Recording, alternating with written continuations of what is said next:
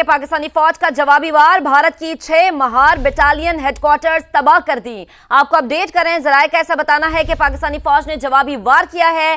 भारत की 6 Mahar battalion headquarters तबाह। जराए का ऐसा बताना है भारतीय फौज की 6 महार यूनिट का बटालियन हेडक्वार्टर्स तबाह हो गया है। भारत की 6 महार यूनिट आजाद कश्मीर की वादी लीपा के सामने मकबूजा कश्मीर में है, जिसको मुकम्मल तौर पर तबाह किया गया है। पाकिस्तानी फौज ने यह जवाबी वार किया है। जो शरारत की थी, जो जिसारत की थी, जो घिनौनी हरकत की थी भारत ने, उसका यह जवाब है। भारत की 6 महार बटालियन हेडक्वार्टर्स तबाह, और इस तबाही के ये मनाजिर हम आपको दिखा रहे हैं। हम मनाजिर दिखा रहे हैं, सबूत दे रहे हैं। हम आपको बता रहे हैं कि पाकिस्तान ने वाकई कर दिखाया जिसकी हम बात करते थे। हम कहते थे कि आजमाना नहीं, हम तैयार हैं। आपने आजमा लिया और हमने आपको मुंह तोड़ जवाब दे दिया। भारतीय 6 महार यूनिट आजाद कश्मीर की वादी लीपा के सामने है। पाकिस्तान की जानिब से भारतीय जारिहत का भरपूर जवाब दिया है। दुनिया ने आज देख लिया कि किस तरह पाकिस्तान की फिजाइया, पाकिस्तान की बहरी और बर्री फौजें तैयार रहती हैं हर वक्त अपने मुल्क का दिफा करने के लिए, अपनी सरहदों की हिफाजत करने के लिए, असली दुश्मन भारत को मुंह तोड़ जवाब देने के लिए।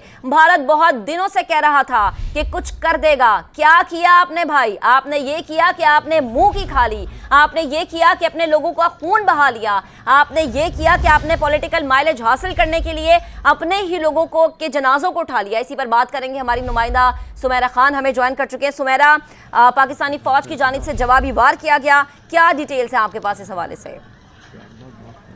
जी बिल्कुल, ताज़ा तरीन तो जैसे आपने अभी शेयर किया व्यूअर्स के साथ, पाकिस्तान ने 6 महार यूनिट की जो बटालियन हेडक्वार्टर्स है उसको तबाह कर दिया है। और ये आज़ाद कश्मीर की जानिब वादी लीपा है।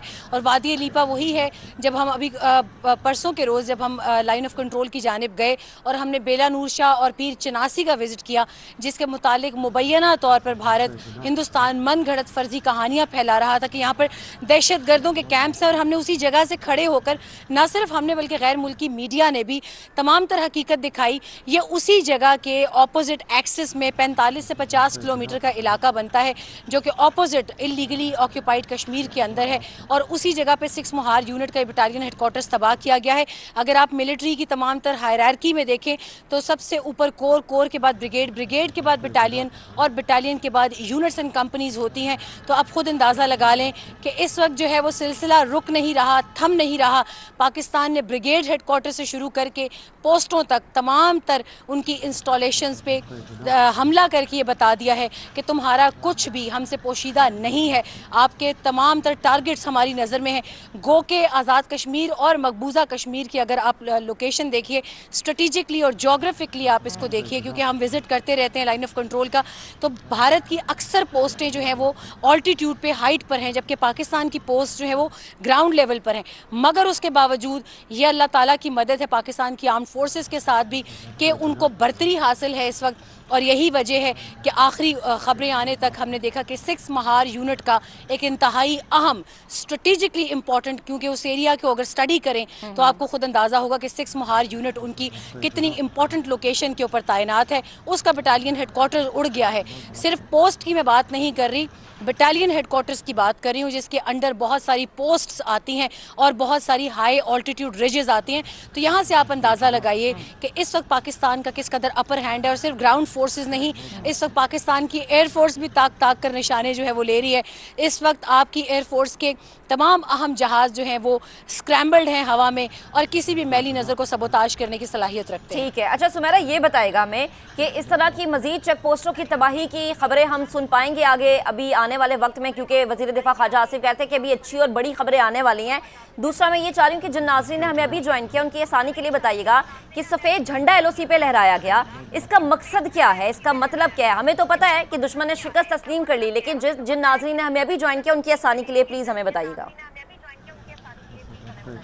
जी प्लीज, आपने वीडियो देखी होगी, वीडियो में आपने रियल टाइम काउंटर देखा होगा। ये सबूत के तौर पर है, उसमें तारीख, दिन, वक्त, हर चीज़ जो है वो सामने होती है। और यही वो तमाम तर रिकॉर्ड होता है जिसको real time credible information sharing कहा जाता है मिलिट्री टर्म्स के अंदर। और उसका स्क्रीनशॉट वीडियो की शक्ल में देखने वालों ने देखा। पाकिस्तान में लोग महजूज हुए क्योंकि जब वो दागा गया वो गोला उस पोस्ट के ऊपर, जूरा सेक्टर की एक और अहम पोस्ट, जब उसके ऊपर वो गोला दागा गया तो पाकिस्तान पाकिस्तान की फोर्सेस ने नारा तकबीर के साथ दागा और वो ऐन निशाने पर लगा। और ये इतनी अहम लोकेशन पर इनकी पोस्ट हैं। तमाम तर फॉरवर्ड पोस्ट जो होती हैं वो किसी भी इलाके की डिफेंस के लिए कायम की जाती हैं। और मैंने जैसे आपको पहले बताया कि इसमें इलाके में खित्ते में काफ़ी हद तक एक अपर हैंड उनकी पोस्ट को ऑल्टीट्यूड की वजह से था। मगर देखा जाए तो आप हैरान होंगे कि पाकिस्तान की आर्म्ड फोर्सेस, पाकिस्तान की लैंड फोर्सेस, पाकिस्तान की एयर फोर्स और तमाम तर मुसल्लह अफवाज को इस वक्त एक वाज़े बर्तरी हासिल है। एक एयर सुप्रीमेसी भी है, एक लैंड सुप्रीमेसी भी है। और सर जिस सफ़ेद झंडे की आपने बात की वो इतनी आसानी से एडवर्सरी कभी भी नहीं लहराता। ख़ास तौर पे जिस हालात में भारत ने रात की तारीकी में एक मरतबा फिर एक बुज़दिलाना हमला किया, वहीं से आप अंदाज़ा लगाएं कि उन्होंने एक बार फिर मिस कैलकुलेट किया। एक वक्त था इस सफेद झंडे के हवाले से अभी भी मजीद तमाम सूरत हाल पे नजर रखिएगा। मैं चाह रही हूँ कि हमें मजीद भी आपकी तरफ से ऐसी खबरें मिले कि पोस्टें तबाह हुई हैं, बटालियन हेडक्वार्टर्स तबाह हुए हैं। अभी इस वक्त हमें air marshal retired Masood Akhtar sahab join कर चुके हैं। बेहद शुक्रिया सब वक्त देने के लिए, हमें ज्वाइन करने के लिए। कहिएगा, हमारा डिफेंस सिस्टम बहुत मजबूत है, दुश्मन को पता चल चुका है, इसीलिए सफेद झंडा लहरा दिया और कह दिया कि अब बख्शी दे दो, हमें बख्श दो। अल्लाह ने हमें कामयाबी दी है और हमें थोड़ा हम्बल होना चाहिए। Pakistan air force truly has done proud to us. Air chief ने कहा था और मैंने अक्सर अपने बीपर्स में और प्रोग्राम्स में कहा था कि एयर चीफ का मैसेज है कि please don't be under any illusion. हमने बड़ी सख्त ट्रेनिंग की है और हम बहुत सख्त, we'll hit you very hard. और ये 1 घंटे की एयर कॉम्बैट हुआ BVR का, बियॉन्ड विजुअल रेंज मिसाइल्स का, जिसमें हमने 3 तो खैर मैंने कंफर्म करके सोया था कि 3 तैयारे मारे हैं, अभी मैं देख रहा हूँ 5 हो गए हैं। It's a huge victory.